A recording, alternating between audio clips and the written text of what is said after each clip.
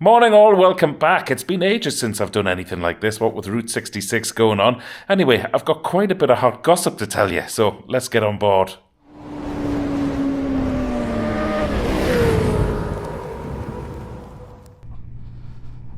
Welcome everyone, it's so lovely to be out on this bike. I haven't ridden this bike in easily a couple of months. What with Route 66 and everything else going on in my life. And it's just such a joy to be out on this. I dream, actually, about being out on this bike. I'm still having a huge love affair with it. The screen tells me caution, low air temperature. And indeed, before I left it, it just hit 0 degrees. We're at the beginning of December when I'm recording this. Anyway, you're very welcome on board. And I've forgotten how good the sound of this engine was. Although I will be taking it fairly handy today. Anyway, you're tuning in because you want to know what the hot gossip is. I know you do. The hot gossip is that I have sold my beloved 1200GS, my black beauty. So, first of all, let me tell you why, okay? I've been humming and hawing. If you've been following this channel for a while, you'll know that I've been sort of trying out a few other, what I would call all year round bikes. Something to replace my GS. I was very conscious I was starting to put a few too many miles on it, and I've got quite a bit planned for next year already, and that was going to be on that bike as well. And I don't know what it's like where you live, but the dealerships in Ireland say basically once your BMW has got over 50,000 kilometres on it, they're not really interested in doing a trade-in. Now, that could be sales talk, and I'm sure I could have sold it privately, as I have done. I did sell it privately, had a bit of a nightmare with that. It was up for sale for 2 months, and all I had was absolute time wasters. We have something here called Done Deal, which is an online, auction, well, not auction, buy and sell site. And all I had was absolute time wasters, until last Sunday morning. A chap rang me on the Sunday morning, said, Dave, I've got the cash, I'll pay you what you're asking for, can you meet me, blah blah blah. So I met him that afternoon. Lovely fella, and you know when you get attached to your bikes, you really want your bike to go to a good home. I'm sure it's not just me who thinks like that. And so I was nearly vetting this chap who went to meet with the bike to see if he was good enough to take it off my hands. And lovely fella, and I know it's gone to a fantastic home, and he'll look after it. And he was as particular as I am about bikes when I go and see them, and he was pointing out a few things and everything. Anyway, we were both very happy with the deal, and may he have a super few years on that bike. It was an absolutely incredible bike. It really kept my appetite whet, and indeed it took me everywhere and anywhere with safety, and it looked after me basically, that bike. I don't know if you remember the Northumberland 250, which I did earlier this year with Trev, where it was torrential rain for 3 days as we were doing it, and the bike had decided it had enough rainwater in the throttle quadrant that it was going to let me know it wasn't happy, so it cut out for about half an hour.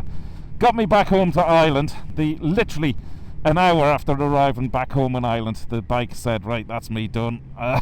I'm standing down, and it needed a whole new throttle quadrant. But I tell you, the bike looked after me, because at one stage I was thinking I was going to have to get the bike shipped home and me fly home and all that palaver.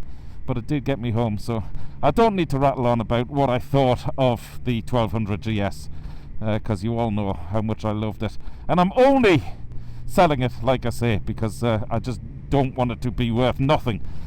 Next year is another year, so therefore the bike is another year older. Anyway, I've got my eye on a few things, and again, you know what I've been trying out, you know what I've been riding, you know what I've been looking at.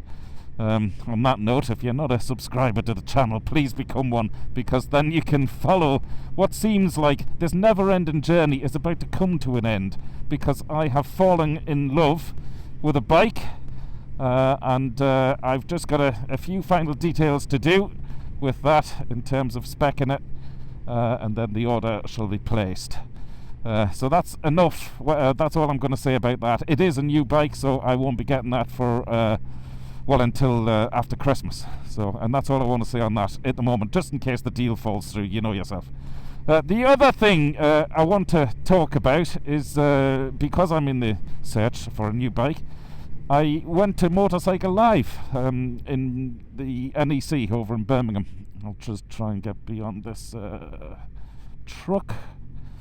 I feel like I'm the missing and flyer now. Every time I go out getting stuck behind well, he gets stuck behind white vans. Normally it's tractors for me. This is quite unusual to be behind a truck like this. Looks like it's got a car in or something. It's a valeting truck, so possibly has. Yeah, so Motorcycle Live. Haven't been there for a few years. I took my 2 sons with me, and we had a huge buzzard. Did you see that? Wow, massive bird.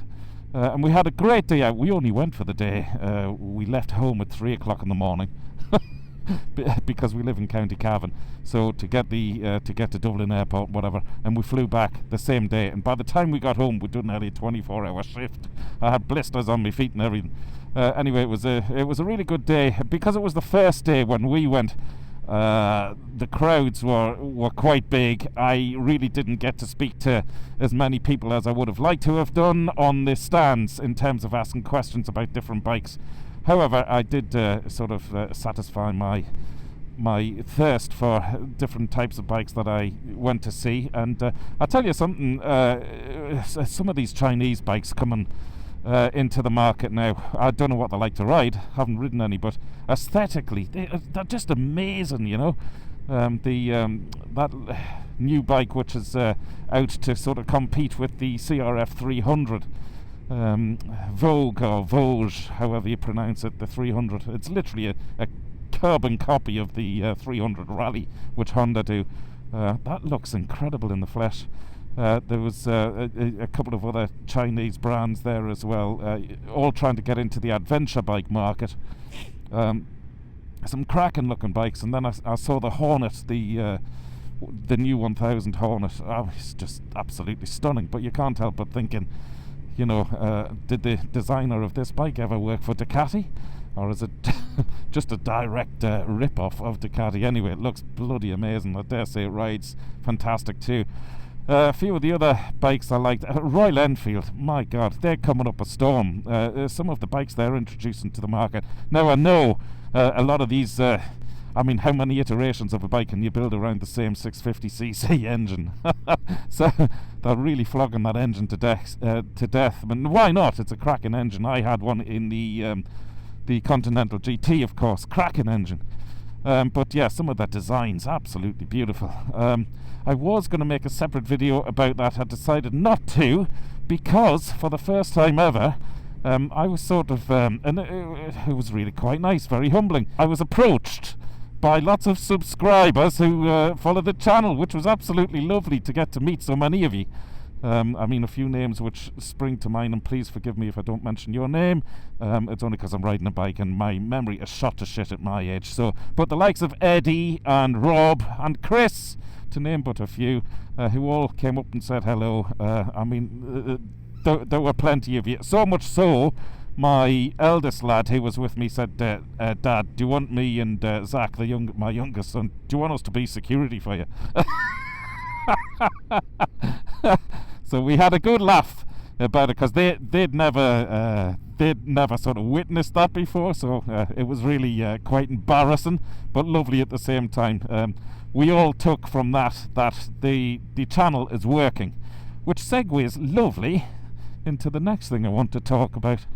So last week, and now first of all, let me precursor this by saying I'm not one of these people who sits and analyzes all the analytics on YouTube. I sort of monitor a video on a Saturday morning when I put a video out up until about lunchtime, and that's me done. And I'll try and respond to as many of you as I can during the week. But I don't go into the analytics. I don't sort of try and find out when people left the video or how long they watched for, or all of that. I know you can do all that. I haven't got time in my life to go into that, and because of my addictive personality, I know fine well that I'd be absolutely hooked. But a statistic came through from YouTube last week, which I couldn't ignore, and that was that in little over 4 years that this YouTube channel has been running, this last month, well, the last 28 days to be precise, got the most amount of subscribers to the channel ever. Well, since it started, like I say, just over 4 years ago. So I made a little post about it, I think, on Instagram. But now YouTube is telling me that it's risen to over 500 subscribers in 1 month, which for a relatively small channel like mine, to get 500 subscribers in a month, well, it is unheard of for my channel. So I just wanted to say, if you're watching this video, to all of the new subscribers, thanks so much for hopping aboard. I really, really appreciate it. You made an old man very happy when I got that statistic through. And obviously to all of you who've supported me right throughout this incredible journey. Thanks again for your support as well. I'm still having a blast, still absolutely loving it. We're in a town called Shercock now, and my visor is steaming up because of the cold. So yeah, thanks so much for that. I was really delighted to read that. It means a lot, and you know, all of the effort I put into making the videos, and you know, to try and entertain you. When I get statistics like that, and then the lovely feedback I got from you at Motorcycle Live just as we were walking around, was absolutely lovely. So yeah, head in the stars a little bit at the minute, so thanks again for that. So the next thing I want to mention is that I tried out a little strand a few weeks ago, you may remember it, where I'm sort of exploring the idea of getting motorcyclists themselves to review their own bikes.